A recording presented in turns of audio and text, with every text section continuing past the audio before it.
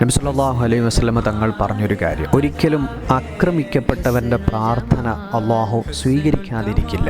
ഇത്തഖൂ ദഅവത്തുൽ മദ്ലൂം, നിങ്ങൾ ആക്രമിക്കപ്പെട്ടവന്റെ പ്രാർത്ഥനയെ നിങ്ങൾ എപ്പോഴും സൂക്ഷിക്കണം. അവനും അള്ളാഹുവിനും ഇടയിൽ മറയില്ല എന്ന് പറഞ്ഞാൽ അവൻ ആ സമയത്ത് ആ സന്ദർഭത്തിൽ നടത്തുന്ന പ്രാർത്ഥന അള്ളാഹു സ്വീകരിക്കുന്ന. നമ്മളെല്ലാവരുടെയും വിചാരം നമ്മൾ എന്തും അങ്ങ് ചെയ്തു കളയാം, ആരെയും നോവിപ്പിക്കാം, മറ്റൊരാളുടെ പേഴ്സണൽ കാര്യങ്ങളിലേക്ക് അമിതമായി ഇറങ്ങിച്ചെന്ന് അവർക്ക് വേദനയുണ്ടാക്കാം, നമുക്കൊരു കുഴപ്പവും പറ്റൂല എന്നാണ് നമ്മളിൽ പലരും വിചാരിച്ചത്. ഒരിക്കലും അങ്ങനെയല്ല. അല്ലാഹു സുബ്ഹാനഹു വ തആല സൃഷ്ടിച്ച ഏതെങ്കിലും ഒരു സൃഷ്ടിയെ വേദനിപ്പിക്കുന്ന വർത്തമാനങ്ങൾ, ഗീബത്ത് നമീമത്ത് പറഞ്ഞുകൊണ്ട് ആരോപണങ്ങൾ ഉന്നയിക്കുന്നത്, വളരെ വിശ്വാസ്യതയോടുകൂടി പറഞ്ഞ കാര്യം അവിടെയും ഇവിടെയും പോയി ഷെയർ ചെയ്യുന്നത്, മനുഷ്യരുടെ ട്രസ്റ്റ് ബ്രേക്ക് ചെയ്യുന്നത്, ഇങ്ങനെ അള്ളാഹുവിന്റെ സൃഷ്ടികളെ പറ്റുന്ന രൂപത്തിലൊക്കെയും ദ്രോഹിക്കുമ്പോൾ നമ്മൾ ആരും ഇതൊന്നും തിരിച്ചടി കിട്ടൂല എന്നൊരിക്കലും കരുതണ്ട.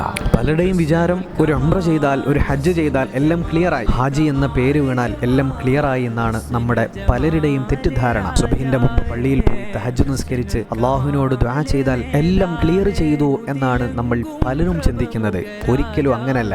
ഒരു മനുഷ്യന്റെയും വേദനയുടെ, സങ്കടത്തിന്റെ, രോദനത്തിന്റെ കണ്ണുനീര് നമ്മുടെ ചുമലിലുണ്ടെങ്കിൽ അതിന് കണക്ക് പറയാതെ, അതിനോരോ വാക്കുകൾക്കും ഓരോ നോവുകൾക്കും എണ്ണി കണക്ക് പറയാതെ ഈ ഭൂമിയിൽ നിന്ന് പോലും നമുക്ക് രക്ഷപ്പെട്ടു പോകാൻ സാധ്യമല്ല.